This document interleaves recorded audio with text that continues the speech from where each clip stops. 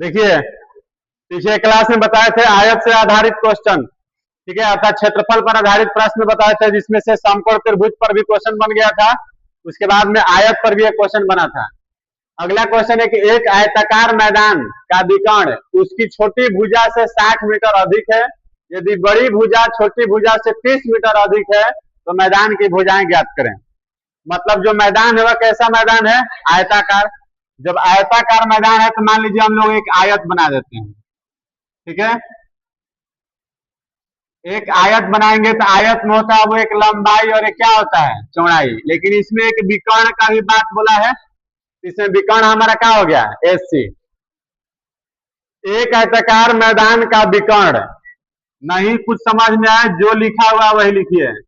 विकर्ण छोटी भुजा से, बताइए इसमें छोटी भुजा किसको बोलेंगे? चौड़ाई को। जो बड़ी भुजा होगा उसको क्या बोलेंगे? लंबाई। और जो छोटी भुजा होगा उसे क्या बोलेंगे? चौड़ाई।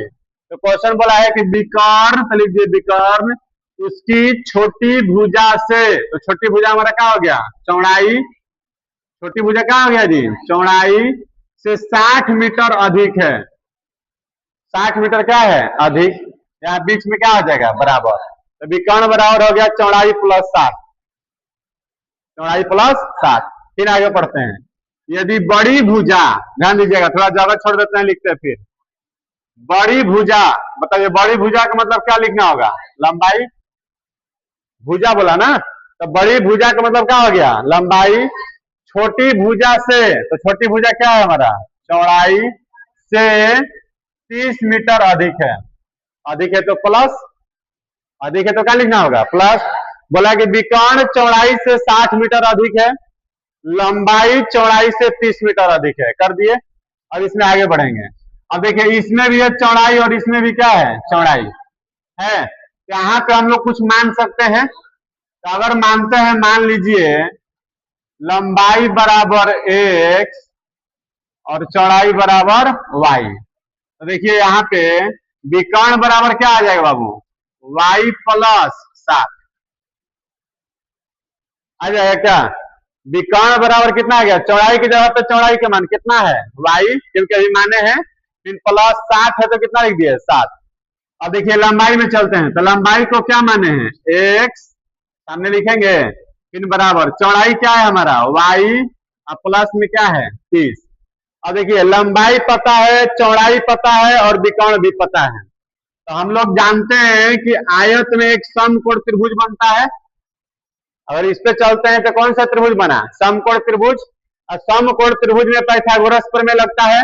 पाइथागोरस प्रमेय के अनुसार जानते हैं कर्ण स्क्वायर बराबर आधार स्क्वायर प्लस लंब स्क्वायर। तो बताइए कर्ण स्क्वायर हमारा क्या है? AC। कर्ण स्क्वायर क्या है बाबू? AC। आधार हमारा क्या है? AB। और लंब हमारा क्या है? BC। कोई दिक्कत? अब देखिए AC हमारा कर्ण अर्थात वही विकर्ण हो गया। जो कर्ण है वही क्या हो गया? विकर्ण। तो विकर्ण का मान हमारा कितना आया है? y plus 7। स्क्वायर है तो स्क्वायर लिख दिए। फिर आगे बढ़ेंगे। AB, AB हमारा क्या हो गया? लंबाई। AB हमारा क्या हो रहा है? लंबाई। तो लंबाई बराबर देखिए कितना आया है? लंबाई बराबर आया कितना? लंबाई अर्थात सर ध्यान दीजिए, पहले लिख दीजिए। लंबाई हम लोग क्या माने हैं? x। चौड़ाई हम लोग क्या माने हैं? y। माने हैं ना जी? इसको क्या माने हैं? x और इसको क्या माने हैं? y। तो कर्ण स्क्वायर बराबर आधार स्क्वायर प्लस क्या लिख दिए? लंब स्क्वायर। अब यहाँ पे देखेंगे अगर, तो y प्लस आया है कितना? 60। x का मान यहां से आया कितना? y plus 30। और फिर प्लस में क्या है? y square. हम सीधे सीधे मान बैठा दिए, पहले लिख दिए। चूंकि हम लोग जानते हैं पाइथागोरस प्रमेय से कि कर्ण स्क्वायर बराबर होता है आधार स्क्वायर प्लस लंब स्क्वायर। AC हमारा कितना था? विकर्ण हो गया। अर्थात हम लिख सकते हैं AC हमारा क्या है यहाँ पे? विकर्ण। तो AC का मान आ गया y प्लस 7। AB को माने अर्थात लंबाई। AB यहाँ पे क्या है? लंबाई। और BC यहाँ पे क्या है? चौड़ाई। तो लंबाई हमारा आ गया कितना? x। चौड़ाई आ गया हमारा कितना? y। इसको लिख दिए। x का मान यहां से आ गया है y प्लस 30 फिर प्लस y स्क्वायर। क्या यहाँ पे सूत्र मिल रहा है? a प्लस b का होल स्क्वायर। दो जगह a प्लस बी का होल स्क्वायर सूत्र मिल रहा है, तो a प्लस बी का होल स्क्वायर का सूत्र हमारा क्या होता है, हम लोग पढ़े हुए हैं, ए स्क्वायर प्लस, लिखेंगे A square plus 2ab plus B square. फिर इधर भी हमारा आएगा A square plus 2ab plus में बी स्क्वायर और फिर है वाई स्क्वायर। कोई दिक्कत, सूत्र बैठा दिए। अब देखिए यहाँ पे वाई स्क्वायर और यहाँ पे वाई स्क्वायर, ये दोनों कट जाएगा क्या, कटेगा, ये वाई स्क्वायर का हो गया, कट गया, तो 60 दूनी कितना हो गया 120, 60 दूनी 120 वाई, अब प्लस कितना आ जाएगा 3600, अब इधर कुछ नहीं है, बराबर चलेंगे, 30 दूनी का 60 वाई, अब प्लस कितना हो जाएगा 900, अब प्लस वाई स्क्वायर। कर सकते हैं इतना। अब आगे बढ़ाएंगे, सबको एक तरफ कर सकते हैं, यहाँ पे पहले लिखिए वाई स्क्वायर, फिर प्लस में 60 वाई, 120 वाई प्लस में, तो उधर जाएगा तो माइनस में, फिर है पहले से कितना 900, इधर से 3600 प्लस में, उधर गया तो माइनस में, बराबर से क्या बचा 0, इधर वाले को सब उधर भगा दिए, तो 120 प्लस में तो माइनस में, 3600 प्लस में तो भी क्या आ गया माइनस में, तो इधर बच क्या गया हमारा 0। अब इसको आगे बढ़ाएंगे, वाई स्क्वायर माइनस 60 वाई होगा, 120 में से 60 घटेगा कितना बचेगा 7, 3600 में से 900 घटा देंगे कितना आ जाएगा 2700 है, 2700 ना। अब यहाँ पे देखिए रफ पे इसको तोड़ सकते हैं, गुणनखंड करेंगे ना जी, तो गुणनखंड करेंगे तो देखिए तो आएगा शायद 90 वाई प्लस 30 वाई माइनस 2700, क्योंकि 9 तिया 27, 90 में 30 से गुना करेंगे तो आएगा 2700, और 90 में से 30 घटा देंगे कितना आएगा 7।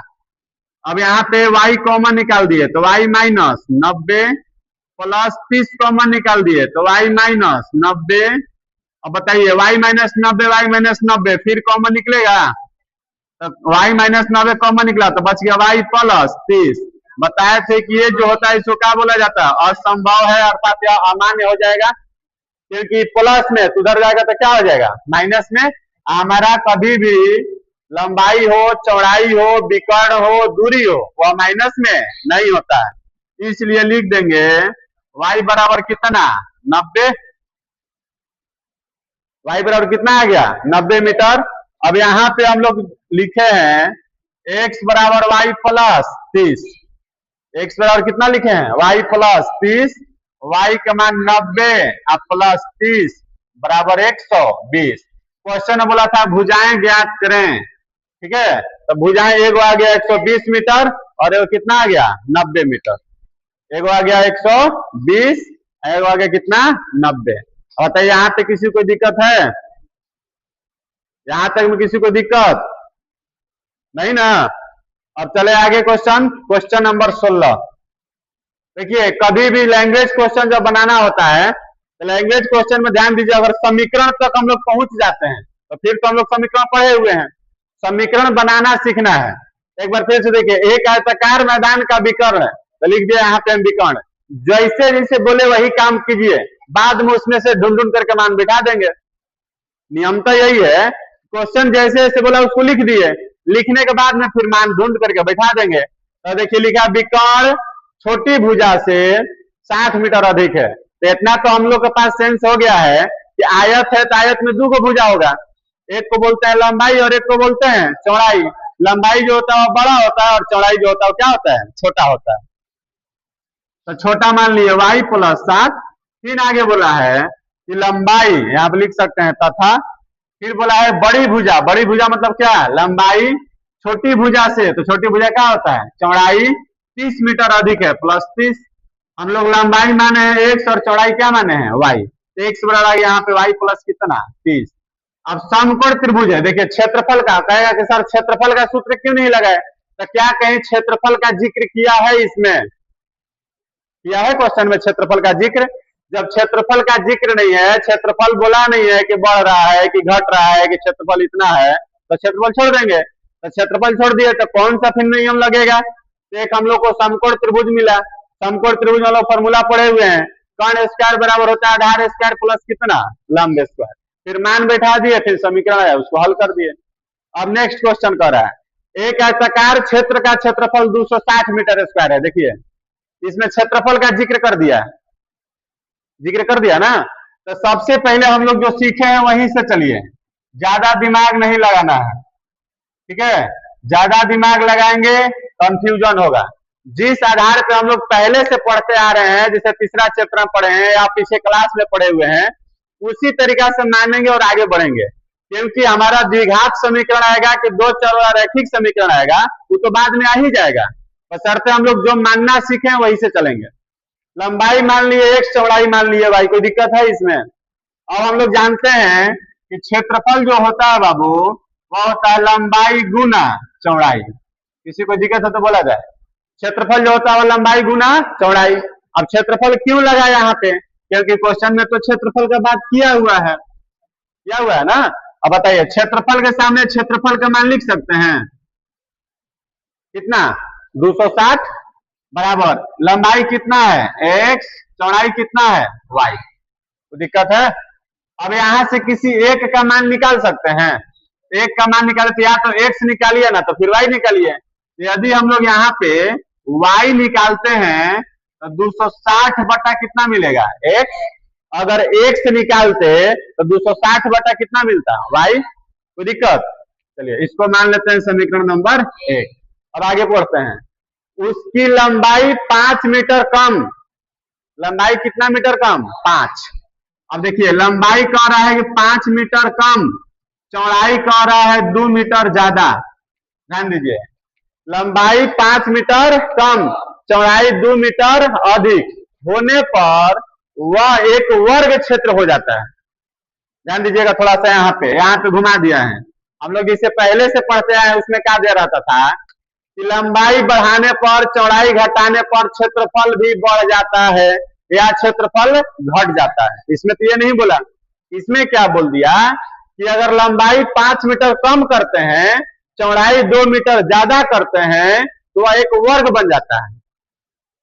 क्या बन जाता है? वर्ग। मतलब पहले था क्या? आयत।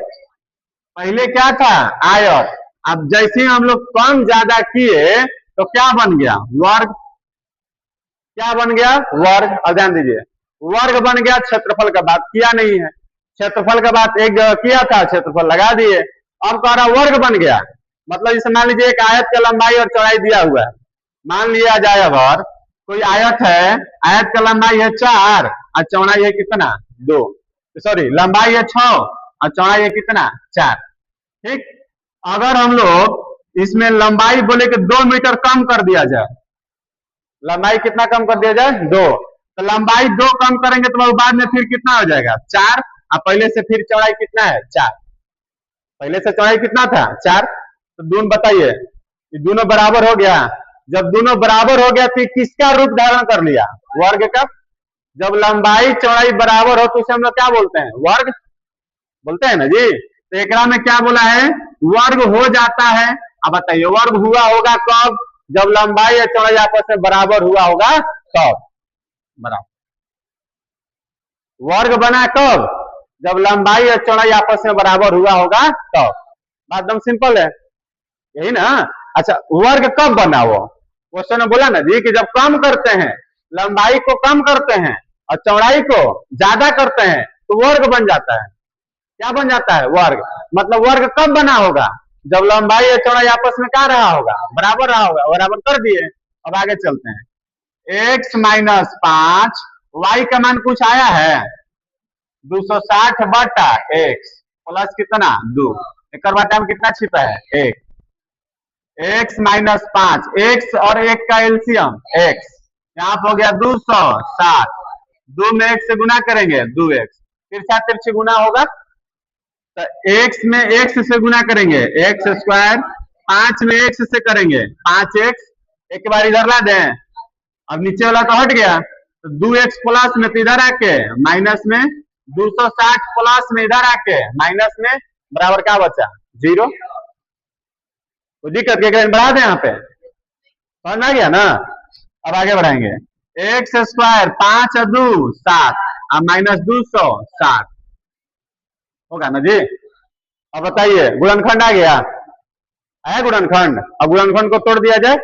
अब 260 को रफ पे तोड़ेंगे। 260 को रफ पे तोड़िए।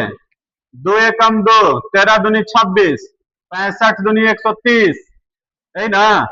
और 13 पाँचे 65 जोड़ कर या घटाकर कितना लाना है 7। जोड़ कर या घटाकर कितना आना चाहिए 7। तो हल कीजिए 5 दूनी 10 10 दूनी 20 होगा जी। 20 एक्स प्लस 13 एक्स माइनस 260 बराबर 0। कोई दिक्कत है। एक्स कॉमन निकालेंगे तो एक्स माइनस 20 13 कॉमन निकालेंगे तो x minus 20 x minus 20 common निकल गया बच गया एक्स प्लस 13। इसको क्या मानना होगा अमान्य क्योंकि प्लस में तो क्या हो जाएगा माइनस में। इसलिए बताइए एक्स का मान कितना आ गया 20। एक्स का मान कितना आ गया 20। जब एक्स का मान निकलिए गया तो समीकरण 1 में चलने में कोई दिक्कत है। 260 बटा एक्स बटा में 20 13 दूनी 26 कितना हो गया 13। लंबाई कितना आया 20 मीटर। लंबाई कितना आया 20 मीटर। चौड़ाई कितना आया 13 मीटर। लंबाई आया 20 चौड़ाई आया 13। अब ध्यान दीजिए 13 में 20 से गुना कीजिए 13 दूनी 26 260 मीटर स्क्वायर क्षेत्रफल हो गया। अब ध्यान दीजिए लंबाई 5 कम कर दो। लंबाई 5 क्या करो कम। तो लंबाई 5 कम कीजिए तो कितना हुआ 15।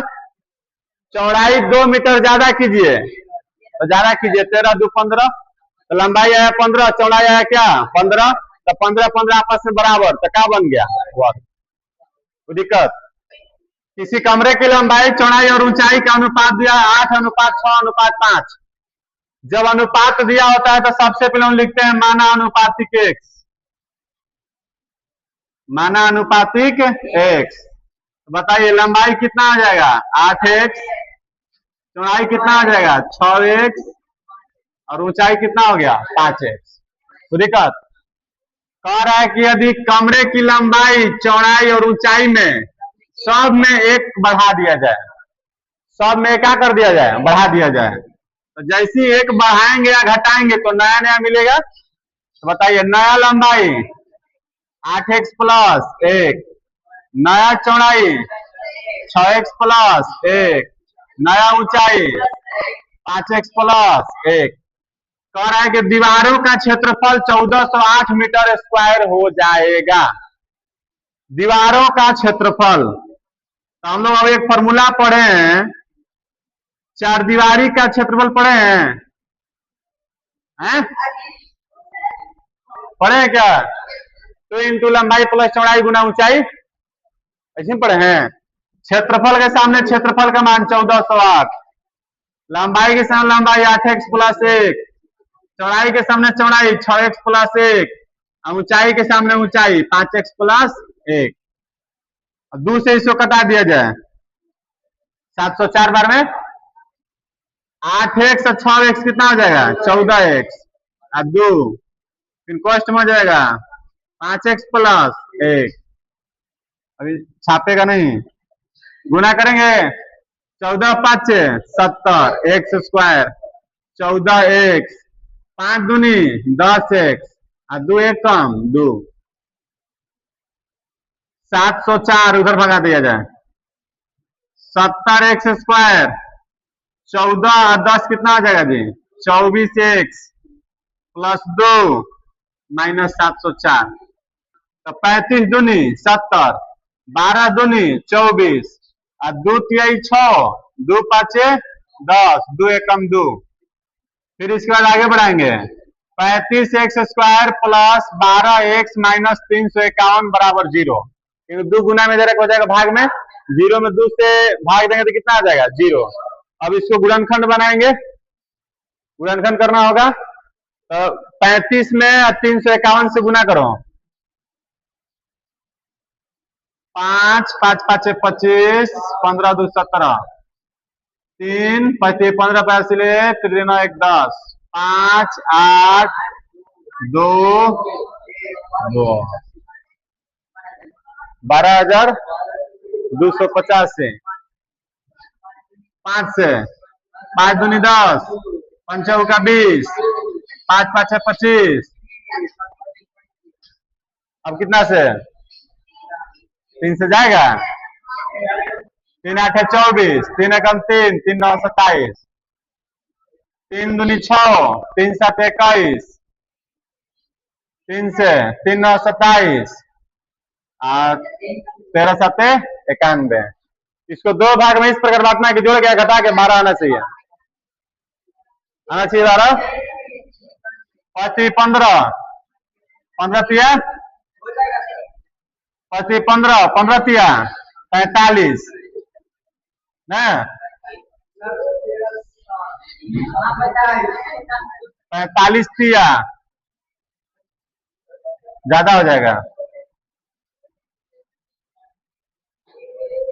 देखो 3 तिहाई 9, 9 तिया 27, 7 से 49 की 9 80 4 से 14 4 18, 13 5 65, भी ज्यादा हो गया।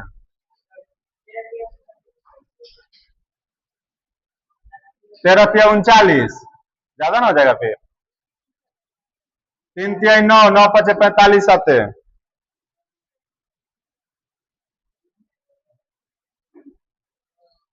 अब कैसे टूटेगा,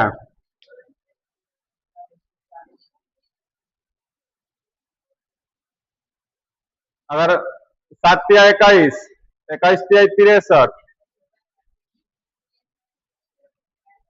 7 तिया 21, 21 तिया 63 नहीं हो जाएगा, तभी 63 तिहाई करेंगे तो हो जाएगा 13 5 65, नहीं आएगा।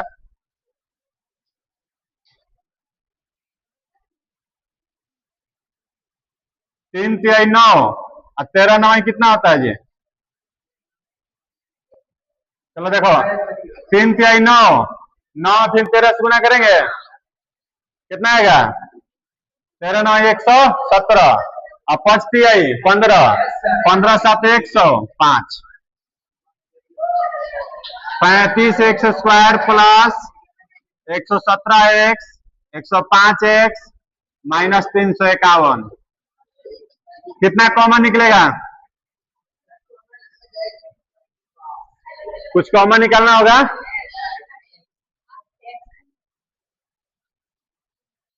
कितना कॉमन निकलेगा, 35 तो कॉमन नहीं निकल पाएगा, 3 35 में 3 कहाँ आएगा, कितना निकलेगा,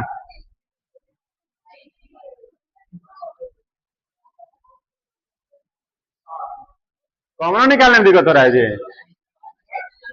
एक्स कॉमन निकालेंगे, 35x प्लस 117, यहाँ पे कितना निकालना होगा, 3, तब 3 तिहाई 9, 3 5 15, अब प्लस में यहाँ पे निकलेगा 3 एकम 3, 117 बराबर 0, फिर कॉमन निकलेगा कितना, 35x प्लस 117, अब बच गया x माइनस 3, इसलिए x बराबर कितना आ गया, 3 आया।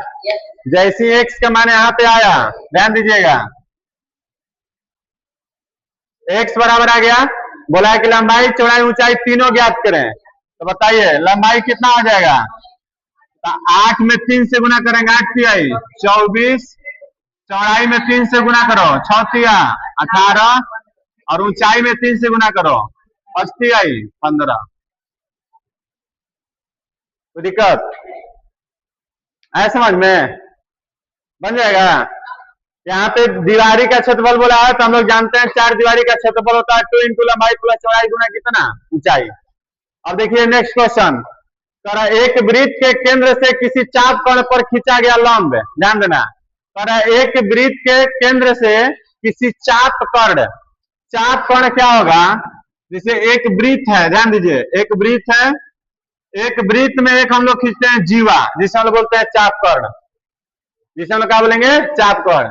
वृत्त है तो वृत्त में कहीं ना कहीं क्या होगा, केंद्र, ध्यान देना, वृत्त है तो वृत्त में कहीं ना कहीं क्या होता है, केंद्र, और जो जीवा होता है ना उसी को हम लोग बोलते हैं चापकर्ण। जीवा को हम लोग क्या बोलते हैं, चापकर्ण।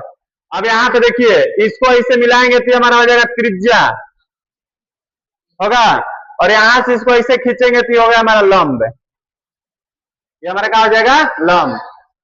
ए बी सी। याद रखिएगा, हम लोग पढ़ेंगे 10वां चैप्टर में, जीवा पर केंद्र से खींचा गया, जीवा पर केंद्र से खींचा गया लंब होता है और बराबर बराबर दो भाग में बांटता है। बराबर बराबर कितने भाग में बांटता है, दो, अर्थात ये भाग और ये भाग दोनों आपस में क्या होता है, बराबर। कोई दिक्कत? अब आगे चलते हैं। वृत्त के केंद्र से किसी चाप कर्ण पर खींचा गया। हम लोग को पता नहीं है कि चाप कर्ण कितना है, तो चाप कर्ण की लंबाई मान लिया जाए x। चाप कर्ण का लंबाई कितना मान लिया जाए, x, क्योंकि हम लोग को चाप कर्ण इसमें बोला है ना बाबू यहाँ पे, तो चाप कर्ण तो हमें पता नहीं है, तो जब चाप कर्ण नहीं पता तो मान लिया इसकी लंबाई कितना, x। अब आगे, तो चाप कर्ण पर खींचा गया लंब, चाप कर्ण पर खींचा गया लंब आधे चाप कर्ण से, आधे, किसका आधा, चाप कर्ण से, चाप कर्ण का आधा, आधा मतलब 2 से भाग देते हैं, से 1 सेंटीमीटर कम है, बीच में क्या हो जाएगा, बराबर। यदि वृत्त का अर्ध व्यास 5 सेंटीमीटर है, वृत्त का अर्ध व्यास कितना है बाबू, अर्ध व्यास का मतलब पता है क्या होता है, त्रिज्या।